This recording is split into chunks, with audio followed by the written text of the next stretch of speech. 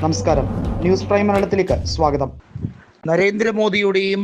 നരേന്ദ്രമോദി നയിക്കുന്ന ക്യാബിനറ്റിൻ്റെയും ഭാവി തുലാസിലാക്കിക്കൊണ്ട് സ്പീക്കർ ഓം ബിർളയെ വരെ ശക്തമായി മുൾമുനയിൽ നിർത്തുന്ന നാടകീയ രംഗങ്ങൾക്ക് സാക്ഷ്യം വഹിച്ചു ഇന്ത്യൻ പാർലമെൻറ്റ്.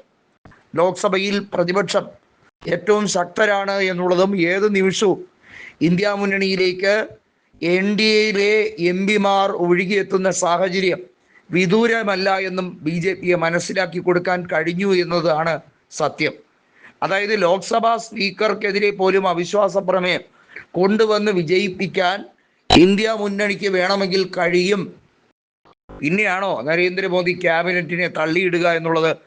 ഇടക്കാല തെരഞ്ഞെടുപ്പ് ഉണ്ടാകും എന്നുള്ളത് വളരെ വ്യക്തമാണ്. ഇടക്കാല തെരഞ്ഞെടുപ്പ് ഉണ്ടായാൽ ഈ രാജ്യത്ത് ഭരണമാറ്റം ഉണ്ടാകുമെന്നതും കൃത്യമായും അത് എല്ലാ തരത്തിലും NDAയുടെ ശിഥിലീകരണത്തിന് കാരണമാകും എന്നതും അമിത്ഷായെയും നരേന്ദ്രമോദിയെയും ഒന്നുകൂടി ബോധ്യപ്പെടുത്തുന്ന തരത്തിലേക്കാണ് കാര്യങ്ങളുടെ കിടപ്പ്. മോദിക്ക് സുസ്ഥിര ഭരണം എന്നൊക്കെ പറഞ്ഞ് ഗീർവാണമടിച്ച് അടുത്ത 5 കൊല്ലം തികയ്ക്കാൻ കഴിയില്ല. മൂന്നാമത്തെ ടെന്യൂവറിലെ ഈ 2ാമത്തെ കൊല്ലം തികയ്ക്കുന്നതിന് മുമ്പ് തന്നെ പടിയിറക്കത്തിന് സാധ്യതയുണ്ട്. 2026 നടക്കുന്ന തെരഞ്ഞെടുപ്പുകളെല്ലാം അതിലേക്ക് വിരൽ വയ്ക്കുന്നതാണ്. രാജ്യസഭാ സീറ്റ് ഫില്ല് ചെയ്യാൻ ബംഗാളിൽ നിന്നോ തമിഴ്നാട്ടിൽ നിന്നോ കേരളത്തിൽ നിന്നോ ഒന്നും കഴിയില്ല.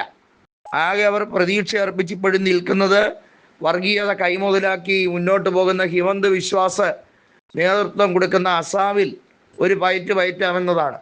എന്നാൽ ഇപ്പോൾ പുറത്തു വരുന്ന റിപ്പോർട്ടുകളുടെ സ്ഥിതി വിവരങ്ങൾ കണക്കാക്കുമ്പോൾ അതും അപ്രായോഗികമായി മാറിക്കഴിഞ്ഞിരിക്കുന്നു.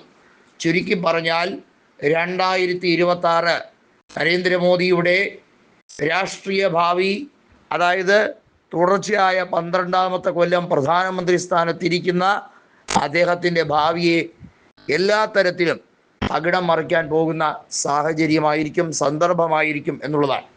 75 വയസ്സ് തികയുമ്പോൾ തനിയെ സ്ഥാനത്ത് നിന്നും മാറിക്കൊടുക്കേണ്ടതാണ്.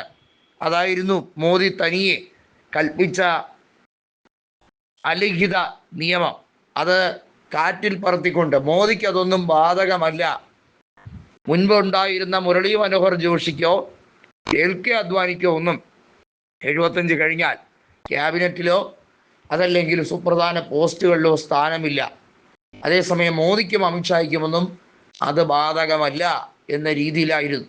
പക്ഷെ അതിനെ പൊളിച്ചെഴുതുന്ന രീതിയിലേക്ക് BJPയുടെ MP-മാർ തന്നെ പല കോണുകളിലേക്ക് തിരിയുന്ന കാഴ്ചയാണ് കാണുന്നത്. ഗഡ്കരിക്ക് പ്രധാനമന്ത്രി സ്ഥാനം നൽകണമെന്ന വലിയ രീതിയിലുള്ള BJP നേതാക്കളുടെ ആവശ്യവും അതിശക്തമായി മോദിക്കെതിരെ ഒരു ബൂമറാങ് പോലെ മാറുകയാണ്. മോദി എന്തൊക്കെയാണോ 2014 പറഞ്ഞു വെച്ചത് അതൊന്നും സാധ്യമാക്കാതിരിക്കുമ്പോൾ അതെല്ലാം തിരിഞ്ഞുകുത്തുകയാണ്.